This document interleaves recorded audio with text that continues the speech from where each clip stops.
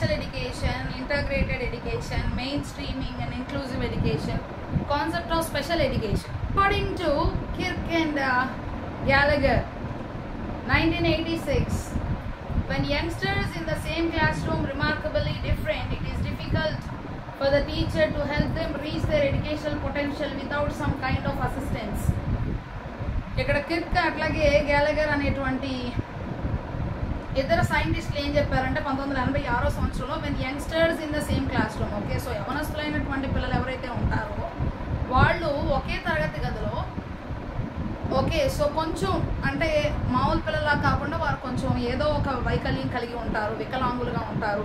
It is difficult for the teacher to help them, okay, so ఆ పిల్లలకి నేర్పించడం ఉపాధ్యాయునికి లేదంటే ఉపాధ్యాయురాలకి చాలా కష్టంగా ఉంటుంది అని చెప్తూ ఉన్నారనమాట. సో రీచ్ ఎడ్యుకేషనల్ పొటెన్షియల్, మరి వాళ్ళకు కూడా వస్తున్నారు కాబట్టి, ఫీజు కడుతున్నారు కాబట్టి వారికి కూడా అర్థమయ్యేలాగా చెప్పాల్సిన బాధ్యత టీచర్ గారికి ఉంటుంది. మామూలు పిల్లలేమో చాలా తొందరగా అర్థం చేసుకుంటారు, ఆ పిల్లలకు కొంత సమయం పడుతుందని వీళ్ళు చెప్తూ ఉన్నారనమాట. Potential without some kind of assistance, okay, so వాళ్ళు ఒక్కళ్ళే చేయలేరు.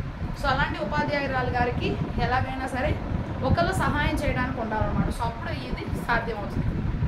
డెఫ్నెస్ ఆర్ బ్లైండ్నెస్, చెవులు సరిగా వినపడకపోవడం లేదా కళ్ళు సరిగా కనపడకపోవడం, మెంటల్ డిజబిలిటీస్, ఓకే, మైండ్ సరిగా పనిచేయకపోవడం అనమాట, మెదడు సరిగా పనిచేయకపోవడం, downs syndrome and autism, okay, so వాళ్ళు కొంచెం ఇతరుల పిల్లలా కాకుండా కొంచెం వేరుగా ఉంటారనమాట. సో అటువంటి medical conditions, okay, such as learning deficits, okay, మరి సరిగా నేర్చుకోలేరు, కొన్ని పరిస్థితుల్లో బట్టి వారు సరిగా నడుచుకోలేరు, ఇవన్నీ అన్నమాట.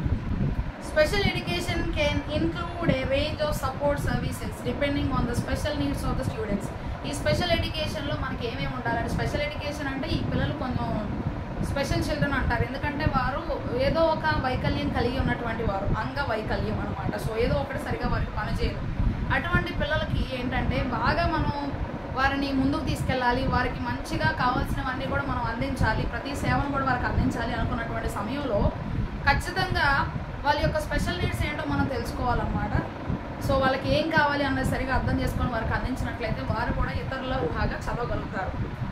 Support service may involve physical assistance and therapy, okay, so దీనికి ఏంటంటే వారికి భౌతికంగా సహాయం చేయాలి, కొన్ని థెరపీలు అయినా సరే వాడాలన్నమాట, counselling and psychotherapy, okay, so వాళ్ళు కొన్ని విషయాలు చెప్పాలి, నువ్వు చేయగలవు అని చెప్పి వారిని ప్రోత్సహిస్తూ ఉండాలి, ఓకే, సో మానసికంగా కూడా వారిని మంచిగా ముందుకు నడిపించాలి. Modified learning environments and assistive learning devices, okay, so వాళ్ళకి నేర్పించేటువంటి పరిసర ప్రాంతాలు సరిగా ఉండాలి. అందరి యొక్క సహాయం ఉంటే కనుక ఖచ్చితంగా వాళ్ళు కూడా educational and psychological assessments and behavioural modification techniques, వారి యొక్క ప్రవర్తన మారడానికి అనేకమైన టెక్నిక్స్ వినియోగించి వారు కూడా ఇతరులాగా చదవడానికి అన్ని విధాలు కూడా ప్రయత్నం చేసినప్పుడు అభివృద్ధిని చూస్తారు.